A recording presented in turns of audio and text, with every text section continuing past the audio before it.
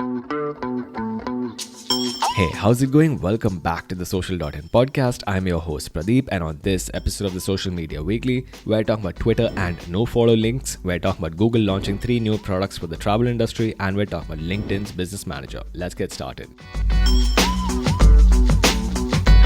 So for our first story, we're talking about Google launching 3 new products for the travel industry. Now here's the thing, we're probably heading for the summer of travel.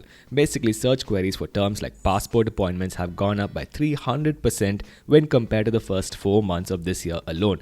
Anyway, Google is wanting to take advantage of this and they're launching 3 new products. The first one is support for industry standard booking rates. The second one is the ability to enter rates into your Google business profile instead of uploading a complicated spreadsheet. And the third one is the ability to run hotel campaigns without having a hotel center account.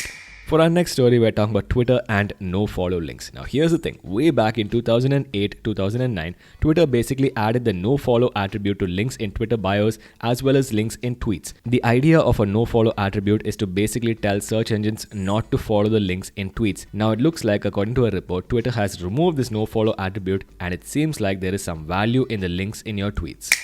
For our next story, we're talking about LinkedIn's Business Manager. It looks like everyone has a business manager these days. Business Manager has been launched by LinkedIn and it's basically one centralized dashboard for managing your people, your ad accounts, your pages, and your business partners. You can also perform various admin tasks like permission and billing, and you can share matched audiences across your account.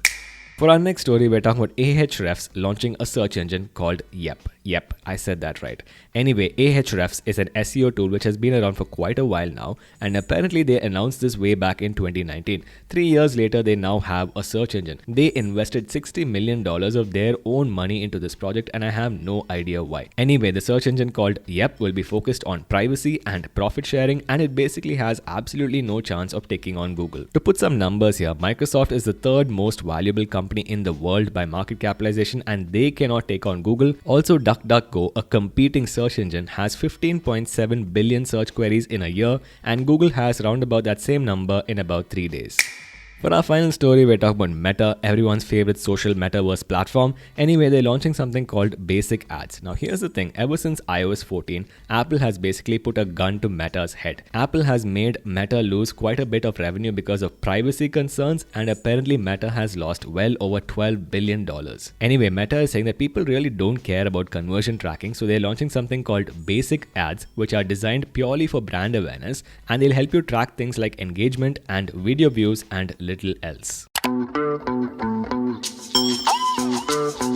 That's about it for this week's episode, guys. If you enjoyed it, please go over to your favorite podcast application, subscribe to the Social.in podcast, give us a 5-star rating, also subscribe to our YouTube channel, and we will see you guys in the next episode.